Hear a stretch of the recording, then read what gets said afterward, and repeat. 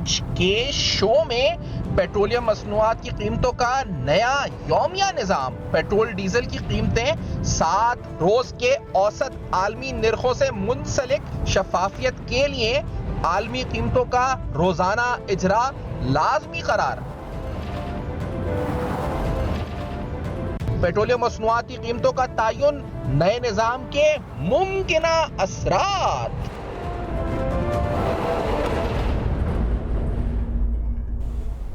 अस्सलाम वालेकुम। बस पर्दा हक़ाइक़ सनसनीखेज़ इंकशाफ़ात प्रोग्राम बेनकाब में हूँ आपके साथ सफ़ान खान। नाज़रीन, पेट्रोलियम मसनूआत की कीमतों का यौमिया बुनियाद के ऊपर तयन ये क्या मुमकिन असरात लेकर आएगा पाकिस्तान की मईशत पर, महंगाई पर, ख़ास तौर पर कंज्यूमर प्रोटेक्शन के लिहाज से देखा जाए। यानी अब आज के बाद से, क्योंकि काबीना की मंजूरी के बाद, इस निज़ाम के नाफिज होने के बाद जो पेट्रोलियम मसनूआत की कीमतें हैं उसमें स्टेबिलिटी का फैक्टर अब कहाँ आएगा।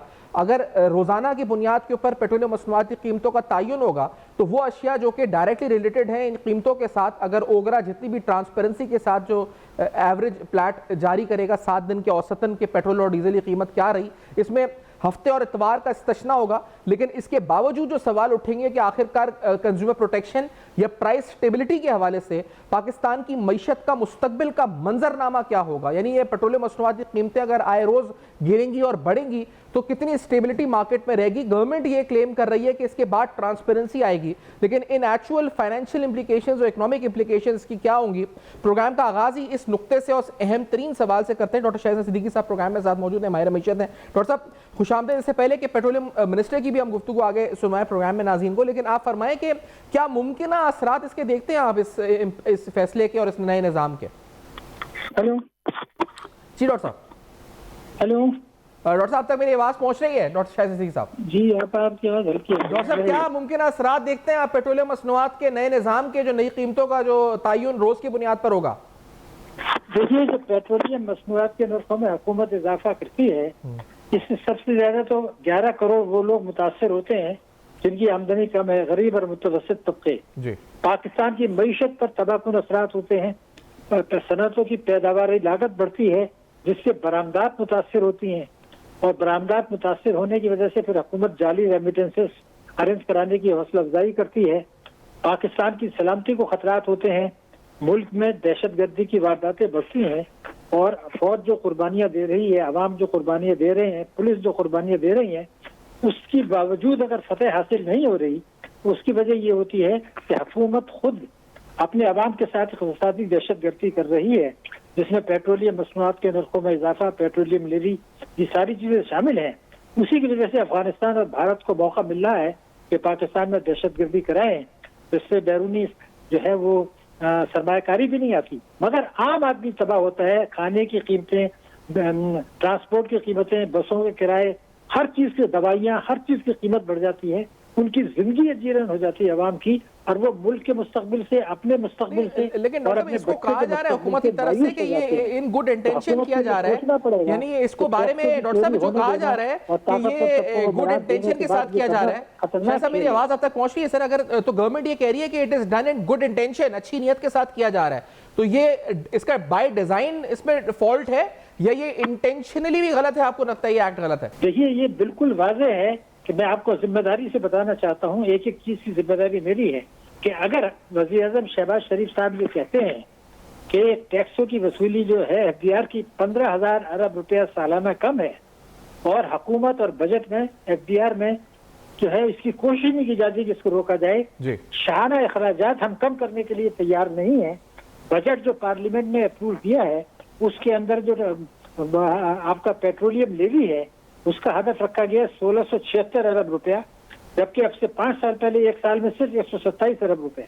यानी इम्पोर्टर्स को मराद देने के लिए हम जाली रेमिटेंसेस मंगाते हैं, तिजारती खसारा कम करने के लिए ताकतवर तबकों को मराद देना, टैक्सों में छूट देना, चोरी होने देना, इन तमाम चीजों के लिए एक हिकमत अमली के तहत अशराफिया की मईशत, जिसमें IMF भी शामिल है, वो उनकी एक गठजोड़ है, इसमें IMF भी है, स्टेट बैंक भी है, सूबाई हुकूमतें भी हैं, पार्लियामेंट भी है, सूबाई असम्बली भी है, ताजिर भी हैं, सनतकार भी हैं, बैंक्स भी हैं, इस्लामी बैंक्स भी हैं। इन सब ने मिलकर अपने अपने मुफाद में एक गठजोड़ किया है, जिसकी वजह से पाकिस्तान की मईशत, पाकिस्तान की सलामती, पाकिस्तान की बरामदात और आम आदमी बुरी तरह मुतासिर हो रहा है। जो 26 मिलियन बच्चे स्कूल नहीं जा रहे हैं वो भी नजरअंदाज होते हैं। एक आदमी स्पेसिफिकली इस फैसले से आपको लगता है कि पेट्रोलियम मसनूआत की कीमतों का जो तयन अगर रोज की बुनियाद पर होगा तो जो गवर्नमेंट क्लेम कर रही है कि इससे ट्रांसपेरेंसी आएगी, तो क्या वाकई में इससे ट्रांसपेरेंसी आएगी या नहीं आएगी, क्या होगा? क्योंकि वो कहते हैं कि रोज की बुनियाद पे जो औसत प्राइस होगी 7 दिन की, वो इंटरनेशनल एवरेजेस जो है वो आपके अवेलेबल होंगे एक आम कंज्यूमर को, जो कि वेबसाइट पे देख सकता है या ओगरा उसको जारी करेगी, और उसके इजरा के बाद जो किस तरह से प्राइस कैलकुलेट हुई है वो भी आम सारिफ को पता चल सकेगी कि कहाँ पर क्या और कितने टैक्सेस थे और क्या रेशोज थे या क्या मार्जिन थे। मोहतरम, ये बिल्कुल इसी तरह से है जिस तरह तमाम हुकूमतें ये कहती हैं हम करप्शन को जड़ से उखाड़ के फेंकेंगे। ये वही सियासी नारा है, वही आवाम को बेवकूफ बना रहे हैं। कोई इससे बेहतरी नहीं आएगी। बुनियादी बात ये है कि अगर एक साल में आप 1600 अरब रुपए का पेट्रोलियम लेवी भत्ता लेते हैं तो उसके बाद क्या बातें कर रहे हैं कि आप रोजाना की बुनियाद पर या हफ्ते में 3 दिन, ये सब बेकार की बातें हैं। आप कर ही नहीं सकते, ना उनका इरादा है। असल में बुनियादी चीज वही है कि जब तक आप आवाम को कुचलने और ताकतवर तबकों को नवाजने के लिए पॉलिसियां बनाएंगे, जो कि मौजूदा हुकूमत, सूबाई हुकूमतें, जिसमें तीनों पार्टियां, माजी की हुकूमतें, सब इसमें गठजोड़ में है, इससे कोई फर्क नहीं पड़ने वाला। आप देखेंगे आवाम इसी तरह से कुचले जाएंगे। इसलिए कि जब आपने 16 से 76 हज़ार रुपया भत्ता वसूल करना है पेट्रोलियम लेवी, जिसमें सूबों का हिस्सा नहीं होता, तो ये छोटी मोटी फूल पत्तियों से, अगर आपकी जड़ी कमजोर है तो फूल पत्तियों से क्या हासिल है? मैं अभी भी वही समझता हूँ, जैसे ये कहते हैं किसी को कानून में हाथ लेने की इजाजत नहीं दी जाएगी। अरे भाई, आपसे इजाजत कौन मांगता है? जिन्होंने कानून तोड़ना है तोड़ लेते हैं, लेकिन हुकूमत यही कहती है हम किसी को कानून हाथ में नहीं लेने देंगे। इसी तरह से कोई शफाफियत नहीं आएगी। ये डॉक्टर साहब, इंटरनेशनल मार्केट में जो मूवमेंट्स हैं, ईरान अमेरिका जंग की वजह से कशीदगी है और केओस है ऑयल मार्केट्स में, फिर दोबारा एंटिसिपेशन है कि कीमतें बढ़ेंगी, तो ये आपको लगता है, क्योंकि अब ये जो रिफ्लेक्शन अगर रोज की बुनियाद पर आएगी तो अव्वल तो ये कीमतें जाएंगी कहाँ? क्या प्रोजेक्शन है आपकी, कहाँ जाएंगी ये प्राइसेस इंटरनेशनली? देखिए, मेरी जाती राय ये है कि इस वक्त जो कुछ महाजाराई हो रही है ईरान में और अमेरिका में, अमेरिका की अब इतनी हिम्मत नहीं है कि दोबारा जंग करे। वो एक दूसरे को कोहनी मारते रहेंगे, मुहाजाराइयां करते रहेंगे, बेयकीनी की कैफियत रहेगी। कभी बिजली पेट्रोल के नर्ख बढ़ेंगे, कभी कम होंगे, लेकिन कोई जंग का इम्कान अब मुझे नजर नहीं आ रहा। तो आमतौर पर हम देखेंगे कीमतें कम ज्यादा होंगी। तो दुनिया का तरीका ये होता है कि अगर आलमी मंडी में तेल की कीमतें बढ़ती हैं तो हुकूमत अपनी कस्टम ड्यूटी कम कर देती है। ये रोजाना की बुनियाद पर नहीं किया जाता। आप अपनी कस्टम ड्यूटी तंग करें।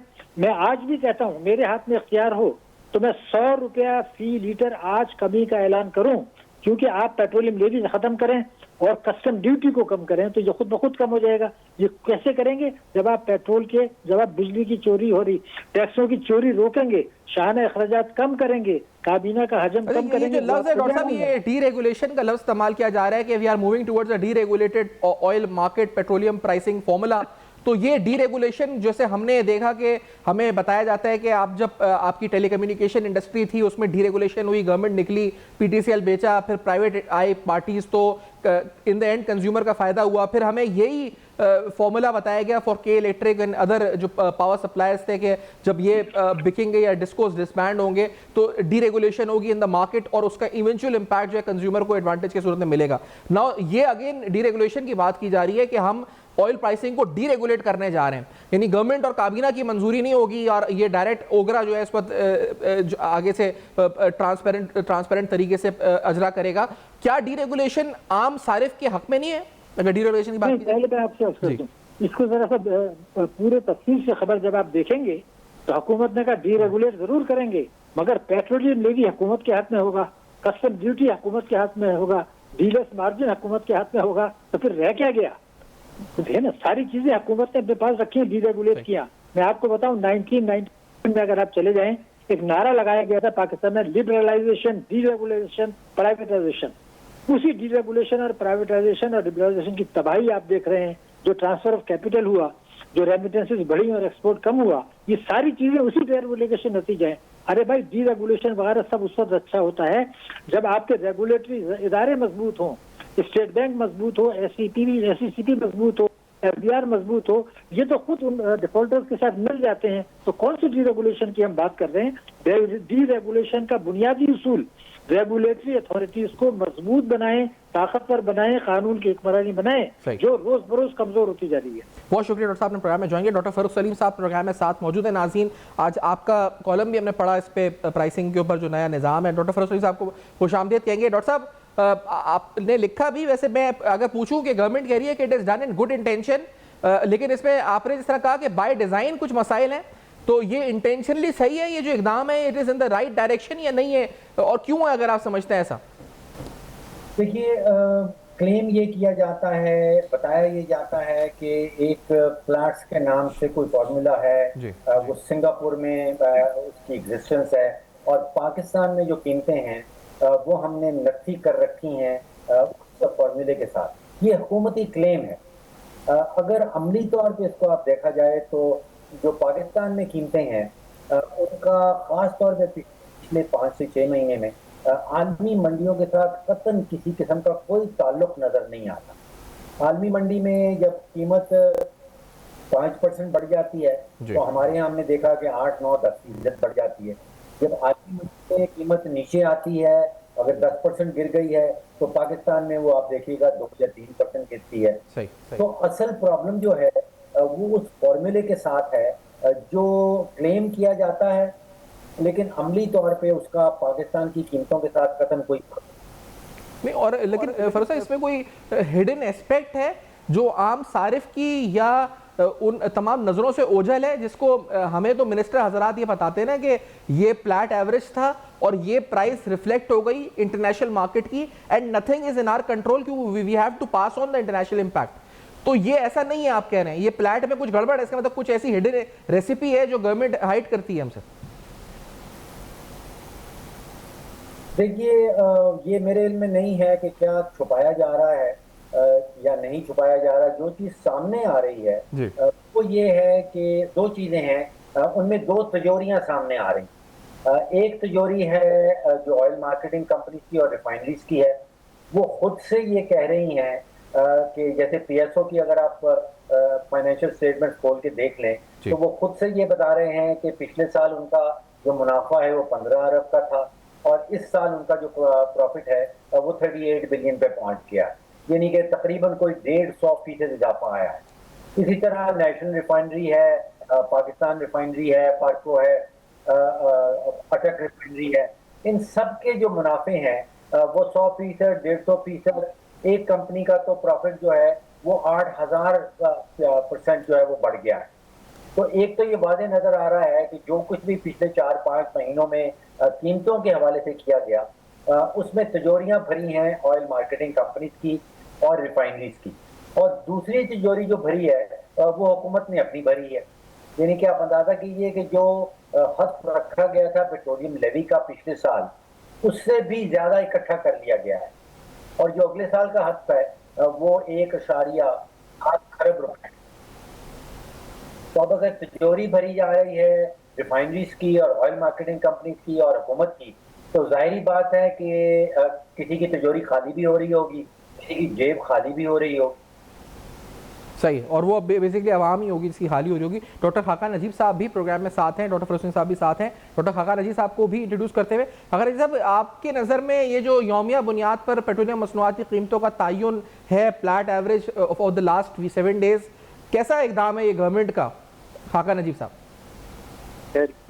पाकिस्तान में ना हमें हर रिफॉर्म को ये समझने की जरूरत है कि एक तो कोई मैजिक बुलेट नहीं होती। डायरेक्शनली तो ये ठीक रिफॉर्म है कि आपने एक वेल रेगुलेटेड मार्केट स्ट्रक्चर बनाना है। उसका क्या मतलब है? उसका मतलब ये है कि गवर्नमेंट जो है इस बिजनेस से निकल जाए कि उसने कैसे कीमतों का तयन करना है और मार्केट को ऑन इट्स ओन वर्क करने देना। अब एक तो बात ये कि इस रिफॉर्म के पीछे आई थिंक अगर इंटेंशन अच्छी भी है तो शायद कम्युनिकेशन और एक वो पर्चा जो कि ये डिफाइन कर दे कि ये 7 दिन पे बेस्ड है और इससे प्राइस फ्लक्चुएशन जो है उसको स्मूदन आउट करने के लिए कोई मूविंग एवरेज ली जाए। There are many things technically जो इसमें की जा सकती है।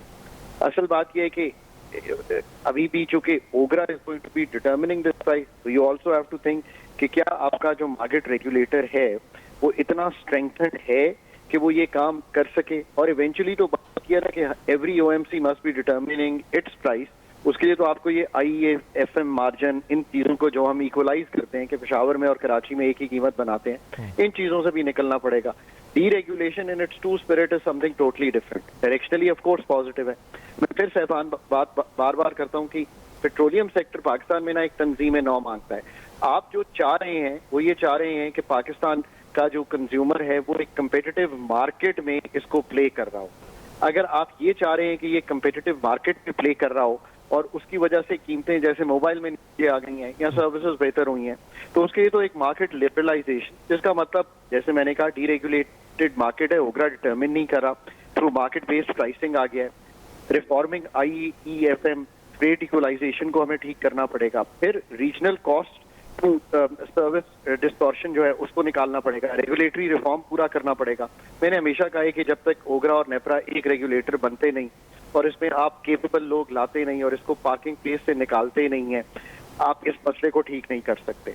अपस्ट्रीम जो इस वक्त इन्वेस्टमेंट है मुल्क में, जिसको आप कहते हैं expand oil and gas exploration in Pakistan, उसका अगर हशर ये होगा कि हम 4000 MMCFD गैस प्रोड्यूस कर रहे थे आज से 10 साल पहले और इस वक्त 2-2,500 MMCFD कर रहे हैं, और उस इम्पोर्टेड LNG पे आप डिपेंडेंट हो गए जिसका फोर्स मजोर हो गया, और अब इम्पोर्टेड LNG आपको $20 की लेनी पड़ी, तो you really have to think कि क्या आपने की, क्या प्रोड्यूसर प्राइसिंग नहीं ठीक थी, सेटलमेंट ऑफ E&P रिसीवेबल्स नहीं ठीक थे, फास्टर अप्रोच इन अप्रूवल्स नहीं ठीक थे। फिर जो गैस मार्केट है, आपने गैस मार्केट को कभी भी ये इम्प्लीमेंट नहीं करने दिया कि third party gas sales allow करें। आपने लिबरलाइज नहीं किया LNG और पेट्रोलियम इंपोर्ट्स को। आपने SNGPL और SSGC को अनबंडल नहीं होने दिया। What I am trying to explain is कि ये इतना गहरा इश्यू है कि ये किसी एक डायरेक्शनली राइट डीरेगुलेशन के फ्रेमवर्क में, जिसकी शायद अभी तक हम तशहीर भी प्रॉपरली नहीं कर पाए हैं, इसको हम हल नहीं कर पाएंगे। अब आप आगे आ जाइए। अगर आप इनडायरेक्ट टैक्सेशन पे रहेंगे, मतलब इसका साफ लफ्जों में यह है कि अगर आप 1700 अरब रुपए के करीब एक उस इनडायरेक्ट पेट्रोलियम लेवी से, जिसको लगाया था 18% ऑफ GST करके, जो शायद 80-90 रुपए ना बने इस वक्त, अगर आप उस पे डिपेंडेंट रहेंगे बिकॉज आप डायरेक्ट टैक्सेशन नहीं कर पाएंगे, तो फिर इसका तो और कोई हल नहीं है। 5 रुपए कार्बन लेवी, इससे जो 100-150 अरब मेरा ख्याल है शायद कलेक्ट होगा, मुझे श्योर नहीं है, मैंने कोई इतनी कैलकुलेशन नहीं की, वो कहाँ यूज होगी। अब मैं एक सबसे इंपॉर्टेंट बात करता हूँ। आपको सस्ती कीमत चाहिए ना, तो आप क्रूड लाकर रिफाइन कर लें पाकिस्तान में। आपने कहा हम रशिया का क्रूड लाते हैं। अब रशियन क्रूड पाकिस्तान में रिफाइन करने के लिए पार्को इज दी ओनली रिफाइनरी जो लाइट कन्वर्जन कर सकती है। डीप कन्वर्जन तो कोई भी नहीं कर सकता, बाकी सब हाइड्रोस्किमिंग पे हैं। मुझे बता दीजिए कि आपने 10-15 साल में why were you not able to do this? The future is all the above things that I have mentioned to you. Pakistan में जब तक एनर्जी सिक्योरिटी को इंश्योर नहीं करेंगे अपस्ट्रीम इन्वेस्टमेंट से, जब तक रेगुलेटर एक नहीं बनेगा, जब तक प्रोफेशनल एनर्जी मिनिस्ट्री नहीं आएगी, प्राइस स्टेबलाइजेशन फंड की भी बात हुई, ये हो सकता है कि बहुत जिसे हम कहते हैं ना एबरेशंस आ रही हो, एबनॉर्मल प्राइसेस आ रही हो, तो आप ये काम कर सकते हैं इन टर्म्स के आप प्राइस को कहीं पे स्टेबलाइज कर दें। बट अभी प्राइस स्टेबलाइज करने का तो एक तरीका बड़ा आसान है ना, you go back to the IMF to tell them अपने 200 अरब के ये जो एक्सपेंडिचर्स हैं यहाँ पे कट कर रहे हैं, और ये जो 1700 अरब है इसको थोड़ा कम कर लें, 10-15 रुपए वहां से ले लें, क्योंकि ये एक काउंटर सिक्लिकल लेवी थी। जब हमने इसको लगाया भी था, you know I was involved with this, और ये हमने चूंकि GST के एवज लगाई थी। असल बात इसको लगाने की क्या थी कि जो GST प्रोविंसेस के साथ शेयर हो रहा था, उसमें से निकल कर हम ये कर सकें कि हम ऐसी एक लेवी लगा सकें जो प्रोविंसेस के साथ शेयर नहीं हो सकती। अगर हमने इस तरह की सोच लेकर उस वक्त इसको लगाया था और 10 रुपए लगाया था, और आज उसको हम 80 रुपए पर 1670 अरब to be exact is the amount. पिछले साल ये जो अमाउंट था ये तकरीबन हमने शायद कलेक्ट किया होगा, मेरे ख्याल है 1500 अरब। अभी 12 महीने के फिस्कल ऑपरेशन आए नहीं है, वो देख लेंगे उसमें क्या आता है। आई थिंक 1468 अरब रुपए शायद रखी थी। ये सारा काम जो है वो ठीक होने वाला है। इन दी एंड मैं हमेशा कहता होता हूँ कि what is your petroleum sectors problem? The problem is कि पाकिस्तान को एक एनर्जी पूरी जो है पाकिस्तान की, उसको इंटीग्रेटेड एनर्जी प्लानिंग में डिफाइन करना है। हम एक LPG, एक LNG, एक पावर, कभी पेट्रोलियम की बात कर लेते हैं।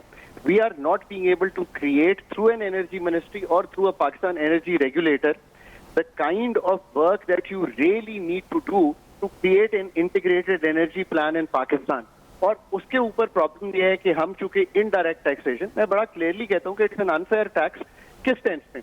आप बड़े साहिब हैसियत हैं, आप पाकिस्तान के सबसे अच्छे एंकर हैं, आप करोड़ों रुपए की सैलरी लेते हैं, आपके सामने एक कैमरा मैन है जिसकी सैलरी शायद 1/10 है आपसे अगर कंपेयर करें। मैं एक एग्जांपल दे रहा हूँ। You both are paying the same carbon levy, the same petroleum levy and the same import tax on petroleum products. So you really have to think through these things. दूसरी बात यह है कि ये इन्फ्लेशनरी होता है। जब इन्फ्लेशनरी होता है तो क्या होता है? जब इन्फ्लेशनरी होता है ये चीज तो आपका पॉलिसी रेट बढ़ता है। जब पॉलिसी रेट बढ़ता है तो सबसे बड़ी बॉरोअर सरकार है, तो बड़ी डीपर वर्क करने की जरूरत है इन चीजों में से निकलने के लिए। But I think authorities are serious कि अब यूरो 5 पे जाने के लिए रिफाइनरीज को भी अपग्रेड करना है, ये सारा इंटीग्रेटेड एनर्जी प्लानिंग करनी है।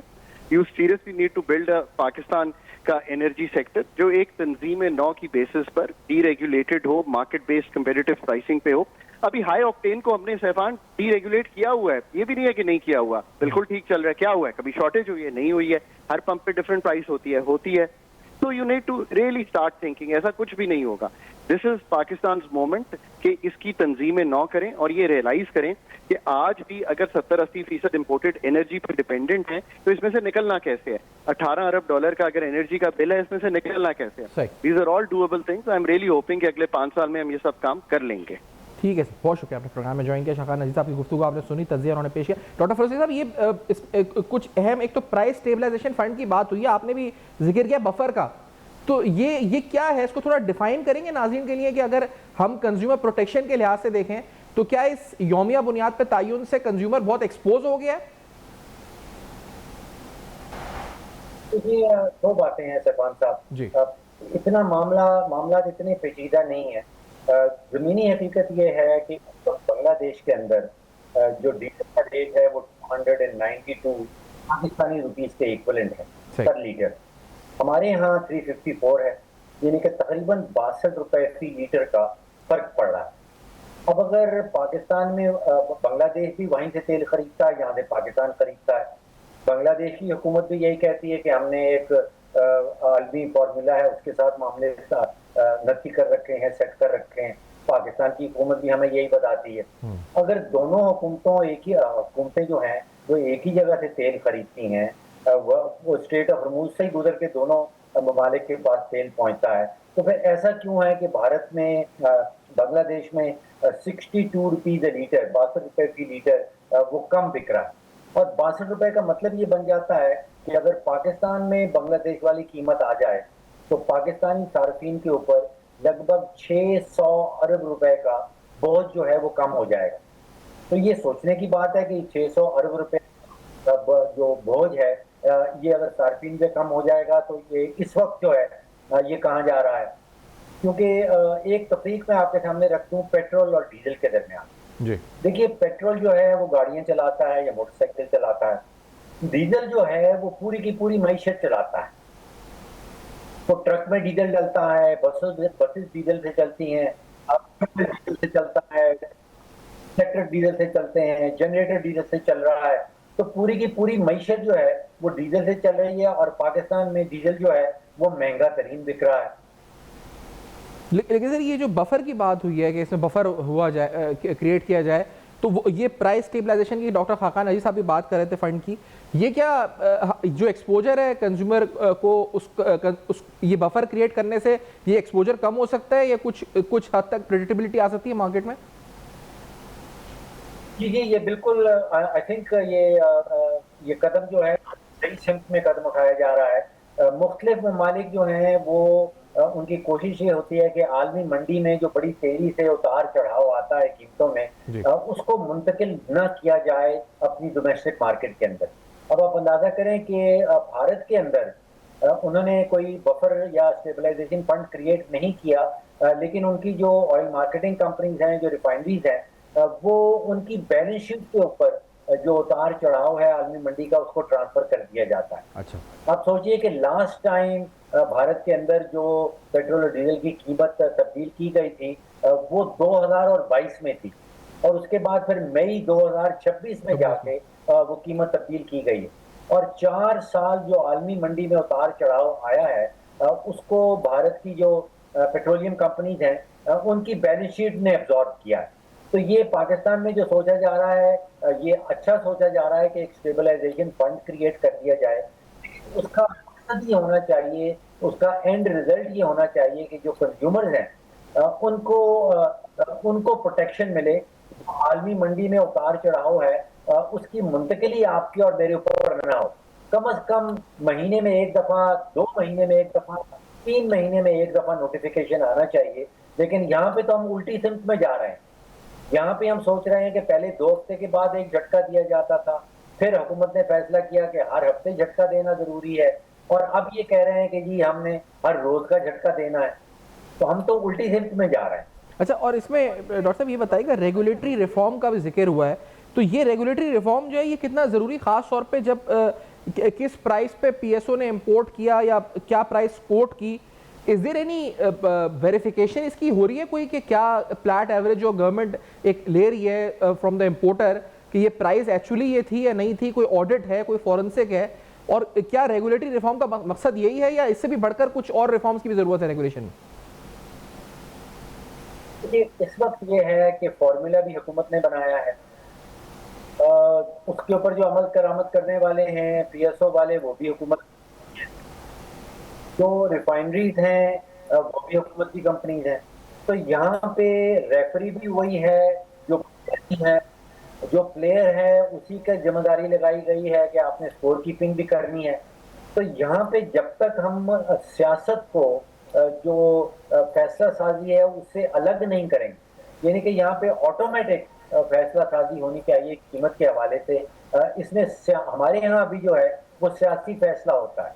आपने देखा कि वजीर आजम साहब फैसला करते हैं कि कीमत बढ़ानी है या कम करनी, तो इसको इस सारे फैसला साजी का जो इसमें से सियासत को निकालना होगा। सही। अच्छा, और दूसरी बात ये कि क्या ये इन्फ्लेशनरी होगा? एक तो होता है इन्फ्लेशनरी कि चलें कीमतें बढ़ेंगी, दूसरा ये कि जो अनप्रेडिक्टेबिलिटी मार्केट में आ जाएगी, जिस तरह आपने भी कहीं लिखा था कि टैक्सी का फेयर है तो हमें नहीं पता कि आज क्या किराया तो कल क्या किराया होगा, वी डोंट नो कि हम आज जो चीज़ खरीद रहे हैं वो इतने की है तो उस पर ट्रांसपोर्ट इम्पैक्ट कल कितना होगा। तो ये जो मईशत, इसको कहेंगे कि हम जो अनप्रेडिक्टेबिलिटी मार्केट में आ जाएगी, जो एक अजीब सा केओस, क्या इसको अल्फाज में किस तरह डिफाइन करेंगे, क्या सूरत हाल होगी फ्रॉम टुडे ऑनवर्ड्स? देखिए, कारोबार का कहा जाता है कि सबसे बड़ा दुश्मन जो है वो गैर यकीनी की फजा होती है। एग्जैक्टली। अब अगर रोजाना की बुनियाद पे एक पेट्रोल की नई कीमत सामने आएगी तो आप सोचिए कि टैक्सी वाला क्या करेगा। क्या वो रोजाना की बुनियाद पे अपना किराया जो है वो एडजस्ट करेगा? बच्चों की स्कूल की वैन आती है जो महीने का कॉन्ट्रैक्ट पे आती है, क्या वो रोजाना की बुनियाद पे एक नया कॉन्ट्रैक्ट लिखा जाएगा? पाकिस्तान में और दुनिया भर में जो फैमिली बजट्स हैं वो महीने में एक दफा बनाए जाते हैं क्योंकि महीने के महीने तनख्वाह मिलती है। तो यहाँ पे क्या वो रोजाना की बुनियाद पे एक नया बजट बनाया जाएगा? फिर इंतजामी हवाले से आप सोचिए कि हम तकरीबन 80-85% तेल अपना इंपोर्ट करते हैं। बंदरगाह हमारे पास एक है, कराची में वो तेल पहुंचता है, फिर वो रिफाइनरीज में जाता है, फिर उसने कोई 1000 किलोमीटर दूर जाना है, उसने कोयटा जाना है, उसने गिलगित बल्तिस्तान जाना है, उसने खैबर पख्तूनख्वा जाना है। तो वो कैसे हिसाब रखा जाएगा कि तेल की कीमत जिस दिन ट्रक निकलता है उस दिन क्या होगी, सफर के दौरान क्या होगी, जब वो मंजिल पे पहुंच जाएगा तो क्या होगी? तो गैर यकीनी की फजा जो है वो बहुत फैल जाएगी। तो क्या हुकूमत ये सोच रही है कि उसने पाकिस्तान के अंदर गैर यकीनी की फजा फैलानी है, जो कि कहा जाता है, जैसे मैंने आपसे कहा कि वो कारोबार का सबसे बड़ा दुश्मन है?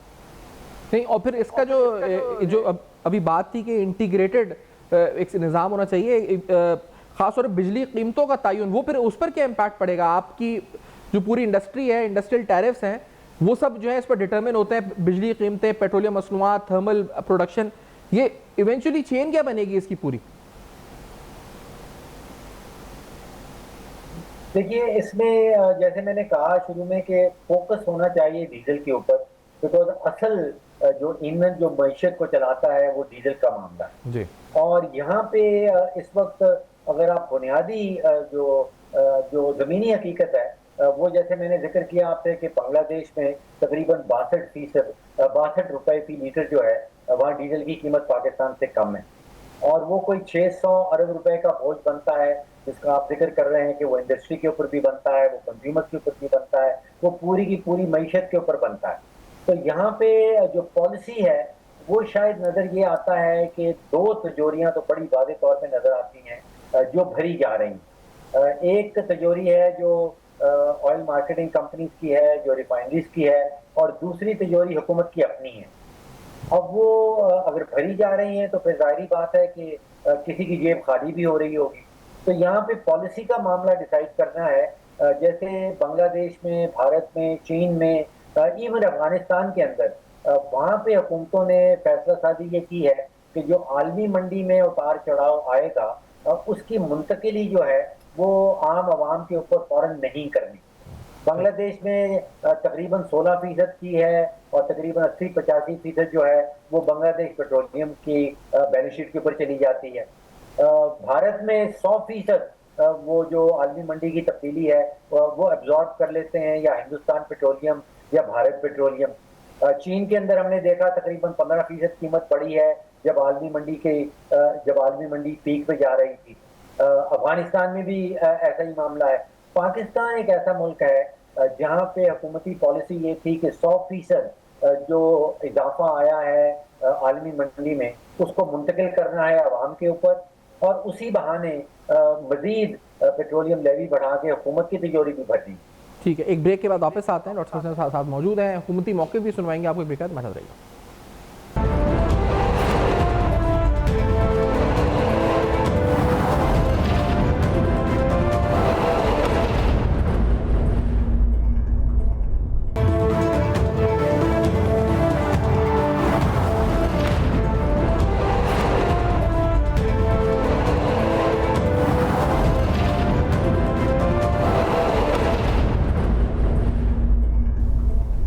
Welcome back. आप देख रहे हैं बेनकाब। बेनकाब में अहम तरीन हक़ाइक़, सवालात, पेट्रोलियम मसनूआत की कीमतों का रोज़ की बुनियाद पर तयन, इसके इम्पैक्ट क्या होंगे, इस पर प्रोग्राम में बात कर रहे हैं। फाइनेंस के बीट करते हैं शहबाज राणा साहब, ट्वीट करते हैं, since 2022 unbearable pain has been caused to the people at the name of avoiding sovereign default and economic stability. यानी इकोनॉमिक स्टेबिलिटी और सॉवरेन डिफॉल्ट के नाम के ऊपर जो वो कहते हैं कि जो अभी फरूख सलीम साहब बात कर रहे थे कि अवाम पर पेन जो है वो डाला जा रहा है। Such stability should always be accompanied by real economic reforms. क्योंकि अभी बात ये हो रही है कि आप रेगुलेटरी रिफॉर्म्स नहीं हुए, जो आपने जो किफ़ायतशारी के वादे किए, आज फिर से कहा गया किफ़ायतशारी होगी, लेकिन अमली तौर पे वो किफ़ायतशारी नज़र नहीं आती हमें आवाम को कि क्या किफ़ायतशारी हो रही है। शाहाना अखराजात वैसी जा रही हैं। As a result the country is still in stability phase and the government is set to inflict more pain by exposing people to imported inflation. Free market concept is disastrous without having strong professional independent regulators. The country has none of these। और ये बड़ी अहम बात है, और यही वो बात है जो नाज़रीन अभी हम कर रहे थे कि खाका नजीर साहब ने कहा, फरूख सलीम साहब ने कहा, डॉक्टर शाहिद सिद्दीकी साहब ने कहा कि अगर आपके पास रेगुलेटरी निज़ाम मजबूत नहीं है और उसके बगैर आप एक्सपोज कर रहे हैं एक आम आदमी को और कंज्यूमर को इम्पोर्टेड इन्फ्लेशन पर, तो ये आप एक तरह से उनको खतरे में, और ख़ास तौर पर पूरी मईशत को खतरे में, उसकी स्टेबिलिटी को खतरे में डाल रहे हैं। जो बात अभी हो रही थी कि जो बिजनेस और इन्वेस्टमेंट है वो सबसे ज्यादा इंपैक्ट जो होता है वो अनसर्टेनिटी से होता है, और वो क्रिएशन जो मईशत है वो नजर आती है कि आगे हो सकती है। मिफ्ता इस्माइल साहब इस पर ट्वीट करते हैं, व्हाट फ्री मार्केट, और ये बड़ी अहम बात है। साबिक वजीर खजाना कहते हैं, we rig the market for sugar to benefit industry and make consumers lose. We rig the market for petroleum products to benefit industry and make consumers lose. We subsidize fertilizer companies without giving equal benefits to farmers. We rig the market for wheat to make farmers lose and make selected investors and stock list gain. We don't have a free market, we have an elite controlled rent seeking economy। और ये अहम बात है कि हमारी जो मईशत है ये एक एलीट रेंट सीकिंग जो आपके तबकात हैं उस अशराफिया को मुसलसल नवाजने का निज़ाम बन चुकी है। इधर फ्री मार्केट का कॉन्सेप्ट है और इस नाम के ऊपर सिर्फ लूट मार और एक आम आदमी को दबाने की कोशिशें हैं। जिन तिजोरियों का जिक्र फरूख सलीम साहब भी कर रहे थे कि वो तिजोरी बार बार भर रही है, तो किसकी? OMCs की भर रही है, PDL में भर रही है, और अगर तिजोरी खाली हो रही है तो वो खाली हो रही है आवाम की। पहले आपको सुनाते हैं कि गवर्नमेंट का मौके अली परवेज मलिक साहब ने क्या कहा इस प्रेस कॉन्फ्रेंस में, क्या जो हुई थी 2 दिन कबल, क्या उन्होंने इसको डिफाइन किया था या एलैबोरेट किया था। Let's hear this. बिस्मिल्लाहिर्रहमानिर्रहीम। आज जब मैं अपने भाई अता तारड़ साहब के साथ आपके सामने पेश हो रहा हूँ तो अफसोस के साथ जो खित्ते की सूरत हाल है जिसको बेहतरी की तरफ हमारी क़यादत ने एक बड़े अच्छे अंदाज के अंदर पहले सुलहबंदी और उसके बाद मुस्तकिल जंग बंदी की तरफ ले जाने के अंदर बेपनाह कोशिश की।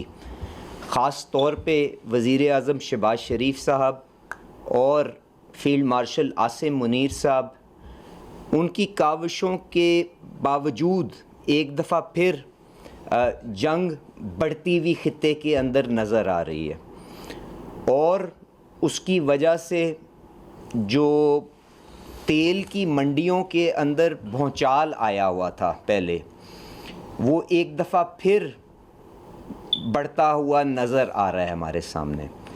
पिछले चंद दिनों के अंदर ख़ास तौर पे डीज़ल की कीमत, उसके अंदर बेपनाह इजाफ़ा आ चुका हुआ है।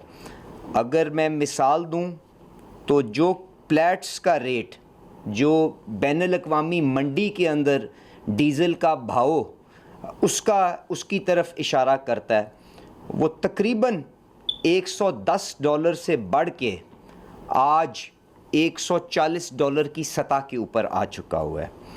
पेट्रोल का प्लेट्स बिल्कुल उसी तरह जो $89 के करीब था, वो तकरीबन $100 के लगभग के ऊपर पहुंच चुका हुआ है, जिसकी वजह से बैनुल-अक़वामी मंडी के अंदर और हर जगह आपने देखा है कि तवानाई की कीमतें एक दफ़ा फिर दोबारा बढ़ना शुरू हो गई हैं। तो मैं आज जो वज़ीर आज़म साहब और जो सारी काबीना की तरफ से जो फ़ैसला हुआ है, उसके ऊपर आने से पहले सिर्फ़ ये गुजारिश करूँगा कि हुकूमत की तरफ से मैं शुक्रगुज़ार हूँ अपनी आवाम का, जिन्होंने बेपनाह तहम्मुल के साथ इस तकलीफ़ को हुकूमत के साथ मिल के झेलने की कोशिश की। यकीनन तकलीफ़ तो हर घर में आई। वज़ीर आज़म साहब ने वफाकी हुकूमत के तकरीबन 130 अरब रुपए के वसाइल इस्तेमाल करते हुए लोगों को सहारा देने की कोशिश की। सदर ज़रदारी साहब की मदद के साथ, सारे सूबाई वज़राए आला की मदद के साथ टारगेटेड सब्सिडी का प्रोग्राम 130 अरब के बाद कई 100 अरब से उसको आज भी जारी रखे हुए हैं हम। उसके बावजूद भी यकीनन तकलीफ़ आवाम के अंदर मौजूद है। इसलिए जो आज फ़ैसला किया गया है वो ये है कि इस सारे निज़ाम के अंदर किस तरह से आपको शफाफियत और लानी है, ताकि लोग अपने तौर पे ख़ुद समझ सकें कि क्यों कीमतों का बढ़ाना नागुज़ीर है। और अगर हम वही काम करें जो 2022 में एक हुकूमत ने किया था, तो उसकी कीमत किस तरह से आवाम को महंगाई की शक्ल के अंदर साल हा साल झेलनी पड़ती है। तो बात नाज़रीन वही हुई कि स्टेबिलिटी के नाम के ऊपर अगर हम सॉवरेन डिफ़ॉल्ट हो जाएंगे, एक हुकूमत ने ये किया था 2022 में, एक हुकूमत ने ये किया था, हमें डिफ़ॉल्ट के किनारे पहुंचा दिया था। इसलिए हम स्टेबिलिटी के लिए, मुल्की मईशत को या मुल्की माशी सालमियत के लिए ये फैसला करने जा रहे हैं। ये वो तमाम बातें हैं जो गुज़िश्ता 2.5-3-4 साल से हम मुसलसल सुनते हुए आ रहे हैं। और यकीनी तौर पर जिस तरह अभी हमने बताया कि बांग्लादेश भी है, इंडिया भी है, जहाँ 3-4 साल प्राइसेस स्टेबल नहीं है, जहाँ बांग्लादेश और पाकिस्तान की कीमतों के अंदर 62 रुपये का फ़र्क है। तो आखिरकार ऐसा क्यों है? ये तमाम अहम सवालात हैं। आज काबीना की मंजूरी के बाद इस निज़ाम की कुछ तफसीलात सामने आई हैं, वो आपके सामने रखते हैं। इस तफसीलात में बताया गया कि जो नया मैकेनिज्म है प्राइसिंग का, उसके तहत ओगरा, पेट्रोल और हाई डीजल स्पीड डीजल की एक्स डिपो कीमतें रोज़ाना जारी करेगा और कीमतों का ऐलान वज़ीर आज़म या वफाकी हुकूमत की अलग मंजूरी के बगैर किया जाएगा। यानी OGRA will be the authority to announce these prices. उसके बाद दस्तावेज़ात के मुताबिक ओगरा नई कीमतों का तयन गुज़िश्ता 7 रोज़ की जो एवरेज आलमी कीमतों की बुनियाद पर किया जाएगा, जबकि हफ्ता और इतवार को पहले से जारी कीमतें बरकरार रखी जाएंगी। नए निज़ाम के तहत मिट्टी के तेल और लाइट डीजल ऑयल की कीमतें भी रोज़ाना मुकर्रर की जाएंगी, और जबकि पेट्रोलियम लेवी का काबीना की मुकर्रर हद से ज़्यादा आयद नहीं की जा सकेगी, जबकि इसकी शरह में तब्दीली सिर्फ फाइनेंस डिवीजन की मंजूरी से मुमकिन होगी। और ये वो लेवी है जिस पे गवर्नमेंट पे सब में ज़्यादा तनकीद होती है कि आखिरकार अपने टैक्सेस की नाअहली या टैक्स निज़ाम की नाअहली को पूरा करने के लिए उसका खमियाजा आवाम पर जो है इस पर डाल दिया जाता है, कार्बन लेवी के नाम पर, पेट्रोलियम लेवी के नाम पर। दस्तावेज़ात के मुताबिक माली साल 2026-27 में हाई स्पीड डीजल की दरामद सिर्फ पाकिस्तान स्टेट ऑयल के जरिए होगी। ऑयल मार्केटिंग कंपनीज को मार्केट शेयर के मुताबिक पेट्रोल दरामद करने की इजाज़त होगी, जबकि दरामद या अपलिफ्टमेंट में डिफ़ॉल्ट करने वाली कंपनियों को 9 माह तक दरामदी इजाज़त नहीं मिलेगी। वफाकी हुकूमत ने मुताल्लिका इदारों को नए प्राइसिंग मैकेनिज्म पर फौरी अमल दरामद यकीनी बनाने की हिदायत भी जारी कर दी हैं। तो ये वो तफसीलात हैं जो इस सिलसिले में सामने आई हैं, लेकिन इसका जो इम्पैक्ट है इवेंचुअली वो एक आम सारिफ के ऊपर पड़ना है, और वो इस सूरत में पड़ना है कि हमें ये नहीं अंदाज़ा हो सकेगा कि अगले दिन कीमत क्या होगी। जिस तरह हमने कहा कि ट्रांसपोर्ट के जो फेयर्स हैं, अगर एक टैक्सी, प्राइवेट टैक्सी या जिस तरह भी कोई पब्लिक ट्रांसपोर्ट सफ़र करता है, आज जो कीमत है, कल रात जो कीमत होगी जो पेट्रोलियम डिवीजन जारी करेगा, वो क्या फ़र्क होगा, किस तनासुब से उसमें फ़र्क आएगा, उसका इम्पैक्ट क्या पड़ेगा इनपुट प्राइसेस के ऊपर, अगर आप प्रोडक्शन के लिहाज से देखें उसका क्या इम्पैक्ट पड़ेगा, हाउस होल्ड एक्सपेंसेस के ऊपर अगर आप घरेलू अखराजात के लिहाज से देखें, तो ये वो सारे सवालात हैं जो बदस्तूर अपनी जगह बरकरार हैं, बल्कि संगीन नौयत के ये सारे सवालात हैं कि इसका क्या इम्पैक्ट होगा। उम्मीद करते हैं क्योंकि इस पर हम मज़ीद तफसीलात में प्रोग्राम करेंगे और सवालात उठाएंगे रेगुलेटरी निज़ाम में रिफॉर्म्स से लेकर पाकिस्तान के इस जो प्राइसिंग निज़ाम से मुतालिक जो अहम तरीन तफसीलात सामने आएंगी। अब इसी नोट पर प्रोग्राम को वाइंड अप करेंगे। For feedback you can write us on Facebook, email, x. देखते रहेगा। अब तक अपना बहुत ख्याल रखिएगा।